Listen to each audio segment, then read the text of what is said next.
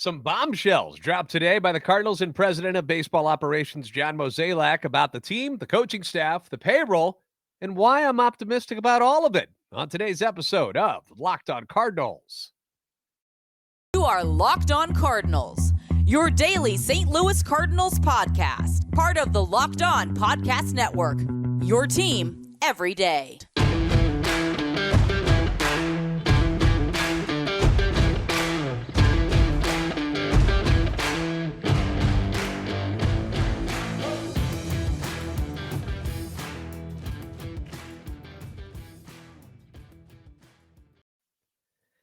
Hey there, Cardinals fans. I'm JD Hafford. I'm a national radio sports anchor, born and raised in the Lou, and a lifetime Cardinals fan. And I'm your host for Locked On Cardinals, part of the Locked On Podcast Network, covering your team every day. You can follow me on Twitter at JD Sports Radio. Follow the podcast at LO_Cardinals. I want to thank those of you who make Locked On Cardinals your first listen every day. We are free and available wherever you get podcasts, iTunes, Spotify, Google Podcast, on YouTube. Like and subscribe and comment so you can interact with us. Hit that notification button. That way you can be notified when any of the new videos are posted up there. Obviously, the like and subscribe thing is a big deal. The more likes we get, the more our show is spread amongst the masses of Cardinals fans who are out there, because Cardinal Nation is huge. And I'm sure they would all like to join in on this fun that we get to have with each other each and every day. So make sure you like and subscribe when you do listen to it or watch it on YouTube. This is a show serving Cardinal Nation and giving the best fans in baseball all of the info about the birds on the bat. So a day after losing Skip Schumacher to the Marlins, the Cardinals announced a whole slew of changes to the coaching staff today. The return of future Cardinals Hall of Famer Adam Wainwright, and some important and interesting information about the payroll and the team's direction moving forward. So let's start with the coaching changes first. And we just did a whole episode on this subject last week, where we discussed whether or not it was time to move on from hitting coach Jeff Albert and pitching coach Mike Maddux. And we got our answer today that neither of them will be returning to the Cardinals next season in those roles. They also announced that bullpen coach Brian Eversgerd will also not be returning to his position and instead will be reassigned as a special assistant within the organization. Now, I have no idea what being a special assistant means. I seriously have no idea, but how do I land a job like that? That's what I want to know. I want to be a special assistant to someone and get paid for it. Doesn't sound all that demanding, does it? Anyhow, back to the main guys, Albert and Maddux. Here's the thing. They did not get fired, because that's what we talked about in our episode last week, was whether or not they should be let go. And that's not what happened. In fact, both of their contracts were up this season, and both elected not to return. It was their decision. In fact, John Mozeliak said that he was prepared to offer both of them contracts for the 2023 season, and both declined. Said, nah, I'm good. Maddux is 61 years old, had been with the Cardinals organization since October 2017, previously served as the pitching coach for the Milwaukee Brewers, Texas Rangers, and the Washington Nationals. Albert, just 41 years old, joined the franchise after the 2018 season, following a stint as the Houston Astros assistant hitting coach. My first question when I heard the news was, why? What happened? What about those jobs do you think they didn't want any part of anymore? Was it the scrutiny? Jeff Albert, the whipping boy for a lot of Cardinal fans since he's been in town. Was it the travel? Something maybe, Maddux at 61 was like, I just don't want to do it anymore. I don't want to be on the road like this anymore. That's a possibility. Are they just over being in St. Louis in general? Want a change of scenery? I don't know. We didn't really get legitimate answers about this. This is all speculation as to why neither one of them wanted to come back. As far as jobs in Major League Baseball go, I could think of plenty of them that would be worse than those jobs in St. Louis, where winning is the norm. You have a lot of talented players, super cool uniforms. And I imagine you get paid pretty darn well working for the Cardinals. I don't think they're one of the organizations that would cheap out on their coaches' paychecks. So why would these guys willingly leave? Did they have a Schilt type of moment and not agree with the philosophy of management? I don't think that was the case.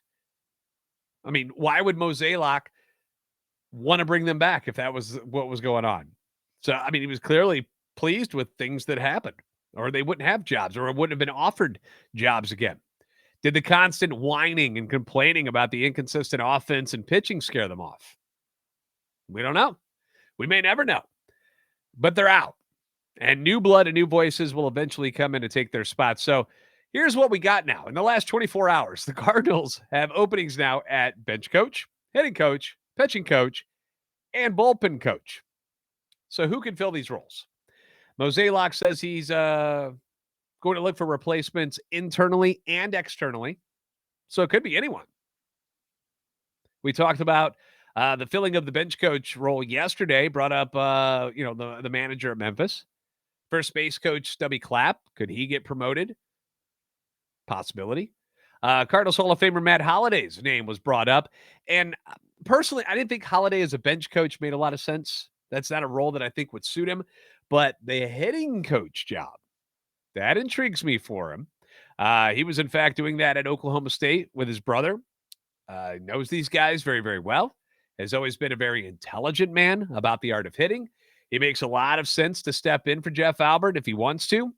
The rigors of a major league season, it's a lot. I don't know if Matt is ready to step back into something like that yet, but certainly fills the criteria of someone the Cardinals would love to have back in the uniform and in the clubhouse again. Again, he knows all these guys. He played with a lot of them, So obviously there'll be respect there already. Assistant hitting coach Turner Ward. Guys seem to love him too. He'd be a candidate to be promoted to hitting coach. The team is also keeping 2 minor league hitting coaches with strong ties to Jeff Albert, Tiger Peterson, and Russ Steinhorn. They could factor into the Cardinals' decisions on the hitting coach group for 2023. It's a possibility. As far as pitching coaches go, I'm not going to pretend to know what they are thinking as far as replacing Maddux. That one kind of caught me off guard. I figured he would have been back, but from what I could tell, they still have a solid relationship with him, and it's been reported that the Cardinals plan to approach him about remaining with the organization in a reduced or advisory role if that interests him, which is what makes me believe that maybe he just doesn't want to go through 162 games again, that he would like something a little less demanding of him, which is fine. You've earned that right. In most press conference, it was brought up that pitching strategist, I think is how I'm supposed to say it, Dusty Blake will also remain with the club and is a favorite to be promoted into one of the 2 pitching-related coaching positions.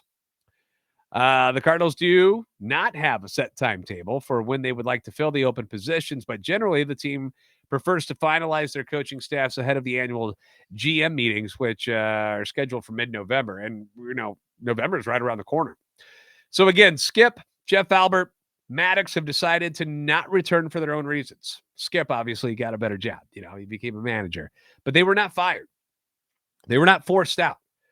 So them not being around should reflect that any of them failed, at least in the eyes of management. You may have a difference of opinion there, but management wanted them back. But I know a lot of fans were tired of specifically Jeff Albert, who has been taking a beating for the ups and downs of this offense since he got here. And I think that probably played into a factor of why he doesn't want to be back here anymore. He's probably like, look, I don't need this aggravation anymore. I think fans liked and respected Maddux and his coaching claw, the claw that he brought out to the mound and always grabbed the shoulder of the pitcher. But sometimes you got to shake things up. And whether management wanted to or not, it's happening. And I'm one of those guys who thinks change is good. I embrace it. When things get stale, and you could say that things are a little bit stale with the Cardinals, you need to figure out ways to get new results, and this coaching staff shakeups, if you will, might just do that. Mo had a whole lot to say today about other things except coaching, and one of those was the payroll. Find out what he said that got Cardinals fans giddy next on Locked On Cardinals. As everyone knows, athletes rise and fall in the ranks. But when it comes to saving money, SimpliSafe always stays on top. And right now, you can save big with SimpliSafe Home Security. They're giving listeners 40% off their advanced security system. SimpliSafe was just named the best home security of 2022. That by U.S. News. You're going to love it. I've heard so many people talk good about it, and I think you're going to enjoy it if you get it, because at SimpliSafe, your safety is the only thing that matters. With 24/7 professional monitoring, when a threat is detected, SimpliSafe's monitoring professionals promptly contact you and dispatch first responders to your home even if you're away or unable to respond. 24/7 professional monitoring costs under $1 a day. That's less than half the cost of ADT's traditional professional installed plans. SimpliSafe blankets your home with protection with advanced sensors for every room, window, and door. HD security cameras for inside and outside your home. Smarter ways to detect motion that only alerts you when a threat is real. Like, you don't want false alarms all the time. That would be annoying. And even hazard sensors that will instantly detect things like fires and floods and other threats to your home. Their monitoring experts use proprietary response technology to visually confirm when a break-in is real so you can get the highest priority police dispatch. Don't miss the chance that you have right now to save big when you protect your home with the best. Get 40% off your order when you visit simplisafe.com/LockedOnMLB today. Holidays are coming up right around the corner. Talking about Thanksgiving, and then you've got Christmas, or if you're talking about Hanukkah, whatever it is that you celebrate. But we know that break-ins are a thing around the holidays even more, right? You know, people will have more gifts and things lying around the house that bad people want to steal. So customize the perfect system for your home in just a few minutes at simplisafe.com/LockedOnMLB. And again, get 40% off your order when you visit simplisafe.com/LockedOnMLB today. Do it, because there's no safe like SimpliSafe.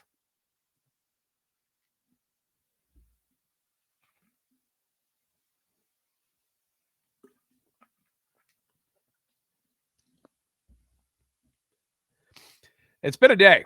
It's been a day for the Redbirds. We want to thank you guys for making Locked On Cardinals your first listen today. For your second listen, check out Locked On Sports Today. From the games that matter the most to the biggest stories in sports, go beyond the scoreboard and behind the scenes with local experts and insights only Locked On can provide. Locked On Sports Today, available on this app, YouTube, and wherever you get your podcasts. So besides the coaching changes that were announced today, which kind of threw things into a frenzy, people were like, what? They got rid of Jeff Albert? Whoa. John Mozeliak also talked about some other pressing things that has been on the Cardinals fans' minds. One of them is Nolan Arenado's opt-out. Okay, that's been a thing that we've known was coming up. Some fans have been worried that Nolan might opt out of the deal that he signed with Colorado before getting traded to the Redbirds. I've consistently felt that it wouldn't happen, said it wouldn't, and he felt genuinely, at least he looked like it, genuinely seemed happy in St. Louis. They've gone to the playoffs both years, albeit with disappointing endings. But what the Cardinals offer, as opposed to what the Rockies were giving him, is night and day. All right, you've got stability with the Cardinals organizations. You got a history of winning. You got one of the best, if not the best, fan base in all of baseball. And you never have to worry about this team trying to win. I've said it over and over. This ownership group, this team, this franchise, it won't ever tank. It's not going to happen. And in Colorado, they lost all the time. So that was part of the reason why those opt-outs were in there, you know, because if he didn't like the direction that the Rockies were going in, he can get out, go do what he wants to do. Now, the opt-out reason, like, why would he do it with the Cardinals? Strictly money. That would be the only thing. He's repeatedly said he loved it here. And it'd be a money thing. Just, whatever money he makes now, if he thinks he deserves more, considering how elite he is defensively and offensively at third base, that was a reason why to opt out as well. Derek Gould at the Post-Dispatch reported that Mozeliak met in person with Nolan Arenado in Southern California earlier this week to talk about the third baseman's contract and his opt-out decision. He outlined the direction of the team, some plans, and he left optimistic that Arenado will remain with the team. The decision, though, is now with Arenado. Whether he becomes a free agent or remains with the Cardinals through 2027, Mozeliak hopes that he will hear from Arenado shortly. The deadline for a decision is 5 days after the conclusion of the World Series. One of the big things that Mo said that got fans in a frenzy as well today was the team plans to increase the payroll in 2023 due to ticket sales and the increased revenue, specifically thanking the fans a couple of times. The team's winning. Pujols coming home, chase for 700. Waino and Yachty going for their records, and then, of course, Albert and Yachty retiring at the end of the year, all led to the team having the second best home attendance in the league behind only the Dodgers. Mozeliak identified adding a starting catcher as a priority for this season. Andrew Kisner will be positioned as the backup to an addition from outside the organization. They are aware that could come at a cost. They've discussed, or we've discussed, I should say, we've discussed the catching position and options thoroughly on this show. And although Mo didn't mention any names during his press conference today, we assume it's the same names we've been talking about that are at the top of our list as fans. Wilson Contreras, Sean Murphy. Those are the big names. I was listening to the crew on 101 ESPN today, and they also brought up the name of former Cincinnati Red and former Detroit Tiger, Tucker Barnhart, who I believe is a free agent as well, who's fine defensively, has won a couple Gold Gloves, but adds little to no offense at this point in his career. I've actually spent some time with Tucker Barnhart, and good guy, great family. Wife is cool. Kids are great. But what are we looking for here at the catching position? Are we looking for just a defensive guy? I mean, no. Like, we want some offense. You need some pop. You need that position to give you something more than it did this past year.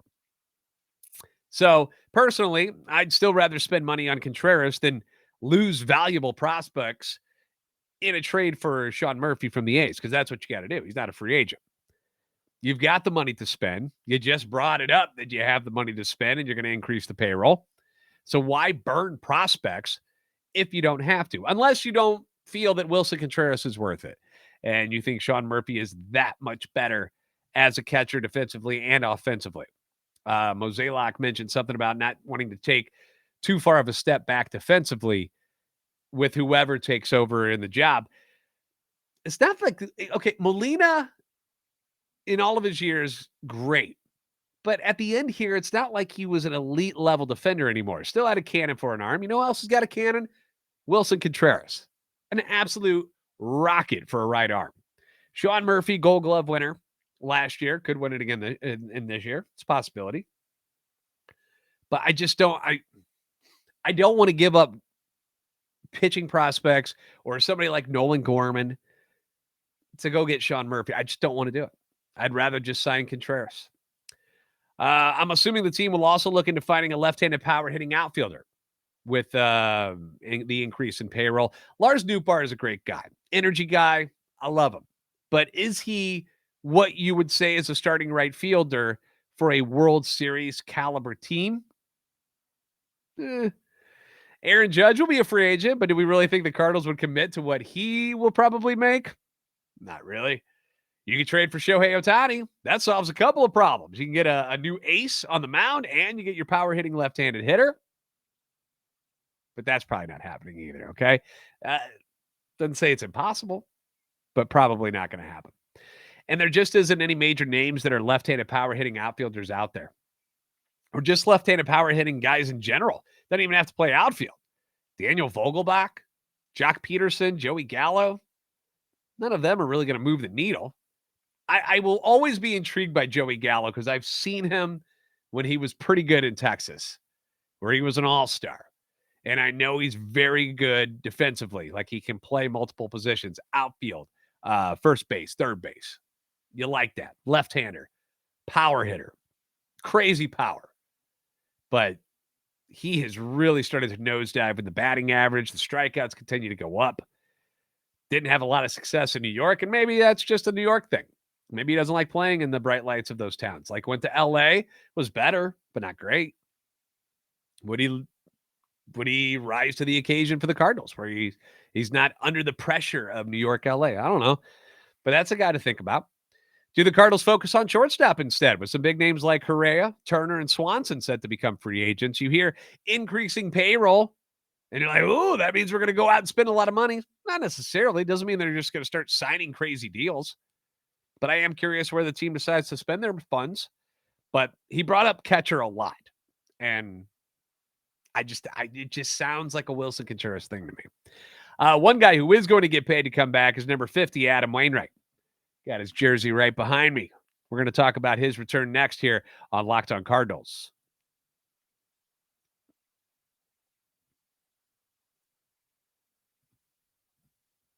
Adam Wainwright is coming back for one last season.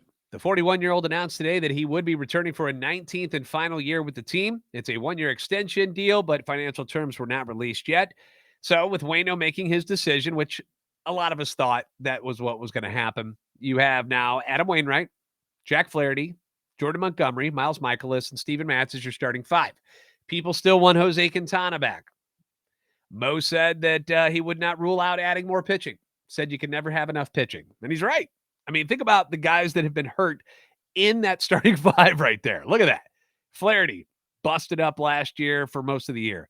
Michaelis had 2 years where he hardly pitched. Matz injured last year. Waino, dead arm, or the stride thing, whatever he was dealing with. He's 41. Jordan Montgomery was healthy, but that's the only one. That's the only one. Waino was having a stellar season until September when things just went off the rails. He had the dead arm, and then he tweeted out that the struggle was due to a stride issue. Ends up going 11-12 overall, 3.71 ERA, but in September, October, he was 2-3 ERA above 7.22. 5 of his 6 starts in September, October, he gave up 4 or more runs, including 6 in his last start against Pittsburgh. And that was the game that they all walked off the field together, where it was Yachty and Waino and Albert. His ERA entering the last month of the season was at 3.09. He was fantastic. So it was really quite disheartening to see Adam struggle and what might have been his last year. And that's what we were hoping it didn't end up being, because you don't want to see him going out like that. Nobody wanted to see that. And I think that's one of the reasons why he came back is because he was disappointed in himself and how things ended for not only him, but the team. So he's going to come back for another run, and I think the fans will appreciate it. I appreciate it. I think it's cool, so we can all send Waino off with a proper goodbye, whether he wants the attention or not, because Waino is that guy that's like, just let me go do my job. Let me just go out and pitch. You don't have to make big deal out of every start that I have, but we're going to because we love him. We love him. He's been a staple on this team for 20 years, man. 2 decades. So all the love that Albert and Yachty got this past year, it's going to be poured and showered on Waino again this year. And he deserves it. So hopefully he has a good year. But what a day for the Cardinals, right? A lot of positive things to talk about. I mean, there's not a lot of negative in there, unless you were somebody who wanted Maddux or Albert back or Eversgerd as the bullpen coach. Unless those moves bother you, I don't really see what the downside of anything that was announced today was. Payroll's going up. Fans were appreciated for coming out in huge droves this year to Busch Stadium. Need a catcher addressed. They're like, we're going for some stuff. They made it sound, this didn't sound like Mo's normal thing where he's like, we'll find ways to fill these holes. It wasn't like that. It sounded like they're going to be a little more aggressive in free agency this year. And that's going to excite fans. I'm excited about it. I'm curious. Now I want it to be like November so we can hear and see what the heck the Cardinals plan to do with all these added funds that they're going to put out there. So we'll find out together, won't we? Thanks for making Locked On Cardinals your first listen today. For your next listen, make it Locked On Sports Today podcast. The biggest stories of the day, plus instant reactions, big game recaps, and the take of the day. NFL, NHL, NBA, Major League Baseball, all under one roof over at Locked On Sports Today. Available on the Odyssey app, YouTube, and wherever you get podcasts. As always, be sure to like and subscribe on YouTube. Follow on Twitter at LO_Cardinals and at JD Sports Radio. You're the best fans in baseball for a reason. And I'll see you next time right here on Locked On Cardinals.